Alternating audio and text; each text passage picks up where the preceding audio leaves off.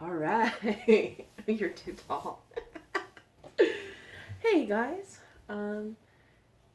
This is my husband, Matthew. Hello. Okay. So he is helping me out with the Right. You shouldn't use the words like that. All right. The children are going here. Don't tell the children. This isn't for children. This is for the adults. Oh, for the adults. Okay, Yeah, yes. Let's. No, all right. This is the ones that just for grown-ups. So we can curse. You can. I'm not going to. I don't think you should. No. Well, maybe a You good son example. of a bitch. Maybe a good example. All right. Okay. Yeah. So Yeah. what Matthew is here because he's gonna help me. Stop. We're gonna have to reshoot this. I know. let's just go. Let's just do it. So we're like shotgunning this because the Right. kids are in bed, but they don't mean it. This is like the first rally, so they'll be up. We got like 2 minutes to do this. Yeah, So. and the cat's already screaming. So here we are. Lean back. You're a giant. Yeah, my hand's getting cut off. For like the first time in your life. Yeah. Okay.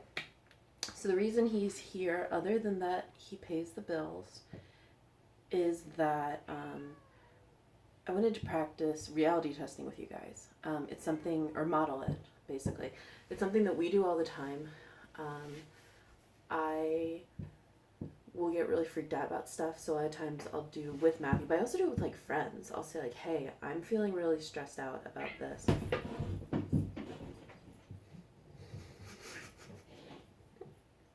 The cats are fighting. And they just hit the door. We could feel them. You know what? It's COVID-19. Like, we're just living the life. Mm-hmm. So, yeah. So we're going to do it. We did not practice this, but it is something that we do all the time. So I feel confident. I feel good. Just I don't need practice. You don't need it? Yeah, no, don't need practice. Oh, okay. Yeah. So let's jump right into it. All right. So, okay. True or false? We're all going to die. That's 100% false. Yeah. The numbers do not back that up in the least. Tell me more about that, because I love numbers. Yeah.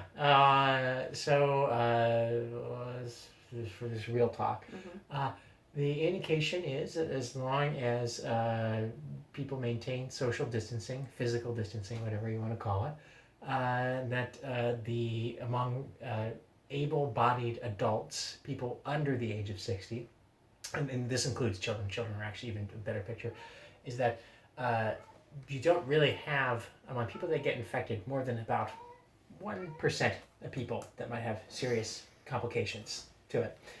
And so how do you know this? it's based on numbers from snapshots that they've gotten of actual cases so far. Okay. Are those cases in the U.S. or outside, or you don't know? Worldwide. Okay.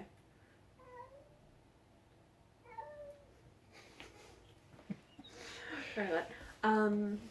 True or false? Our parents are going to get this and get really sick. False. They are hunkered down and they are not going anywhere, and so the chances of them having any issue with it are very low. I know that this isn't real. My lizard brain tells me that it's gonna like mutate and go airborne and it's gonna kill my mom, like by like getting in through the door or something, or her mail, something insane. Even though I know that it doesn't appear to be droplet. Is that real, or is that just me being freaked out? That's you being freaked out. I've never heard of any virus doing that before, and That's true, right? Like that's not real. Yeah, I've never heard about that ever happening. I mean, obviously, like on some level, that has to happen, but like. Yeah, because that makes me feel freaked out. Because like, it feels like things have been changing so quickly that like, I know the science. However, like it just really scares me. It's such a remote possibility that thinking about it will probably do you more harm than good, because you're thinking about a thing that has 0.0000001% chance of happening, something like that. Okay. Is there anything that you feel like you should tell me or, our buds on the internet about this? Because you're kind of Mr. Cool. Mr. Cool, You don't seem, which is not necessarily your resting state. Like, you're not just like a dispassionate automaton. Usually. I like the use of that word. Yeah, I was reaching. Yeah. Like, I mean, you get pretty passionate about stuff, but you don't seem to be super worried about this. No, because we're taking some pretty extreme measures as it is. I think if this were a case of everybody just live life like normal and we'll hope that people build immunity, then it's like, well, then that's a pretty reasonable case to be freaked out because people are going to be spreading the virus everywhere. Right now, everybody's hunkered in here in Washington. We have a shelter-in-place order. California is the largest state in the country. Shelter-in-place order.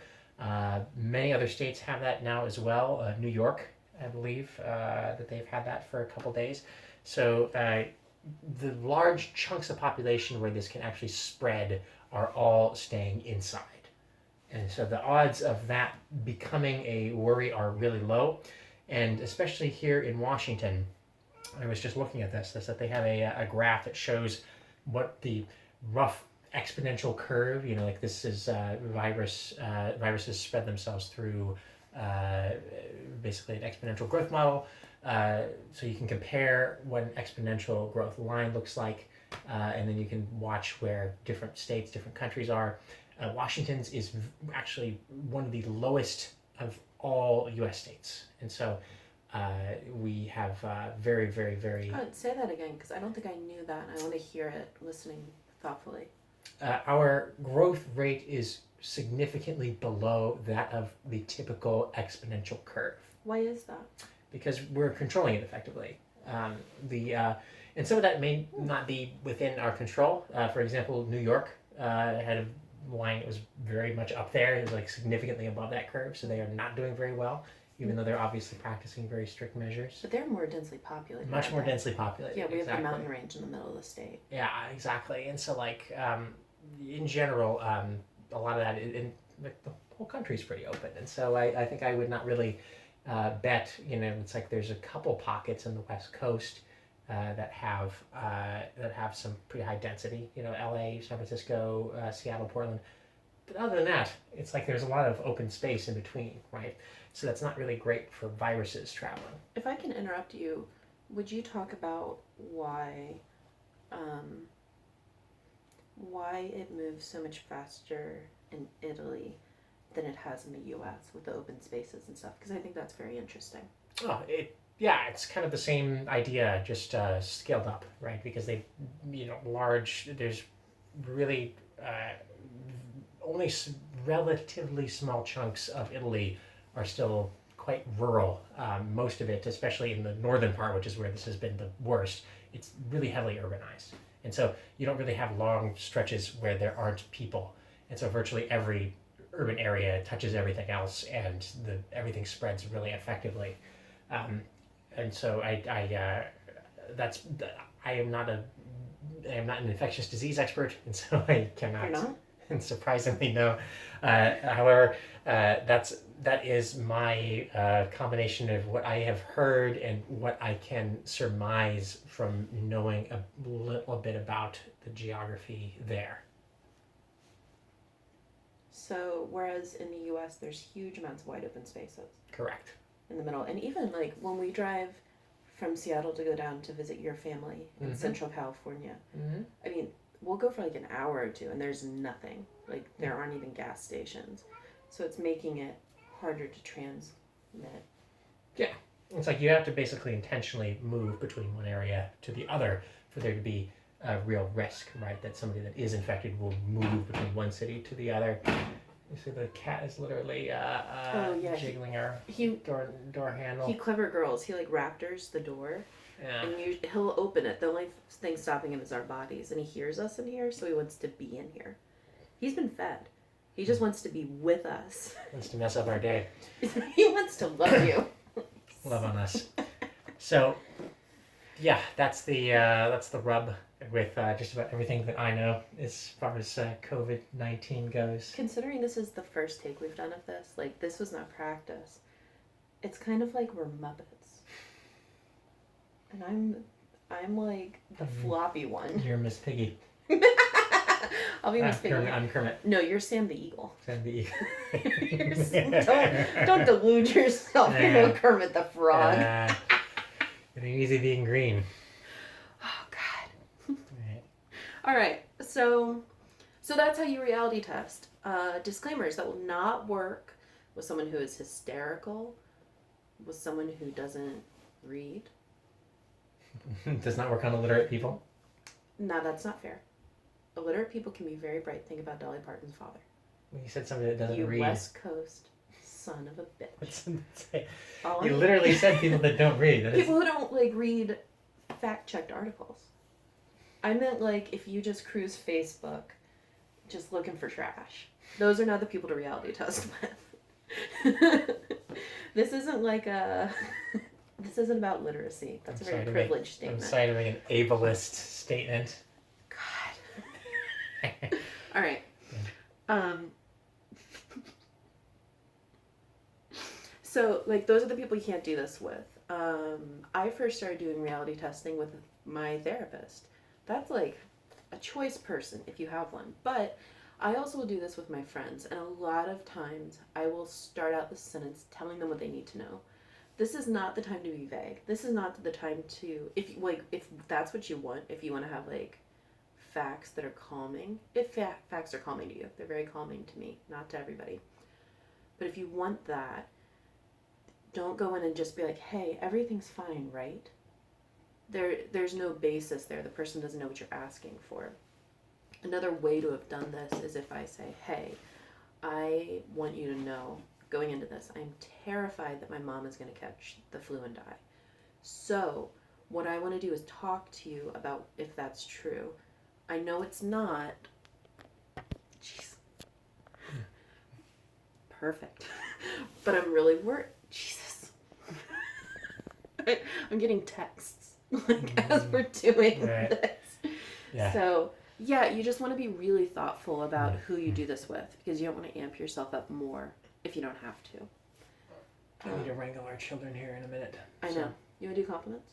Yeah, let's, I think you're, I think you're a nice gal. And Stop! No, I wanted to show them how we do it. No, that's serious. Oh. No, something we do a lot of nights to connect with each other before bed, because we don't always go to bed together because of kids, is we'll give each other 3 compliments, and we do it like that. All right. Yeah. You want to take turns, or you want to just shoot it? I'm gonna give you all 3. Do it. I think you're a wonderful mother who keeps our children very well fed and happy. I think that you are doing a wonderful public service for helping out all of these fine people that will be watching this. And I think that you make a pretty dang good blueberry pie. That's really nice. Did you like it? I did like it, yes. It'd be better with whipped cream. With whipped cream, yes. Okay, I'll give you your 3. Mm-hmm. Are you ready? Mm-hmm. Thank you so much for taking the kids tonight so I could play video games.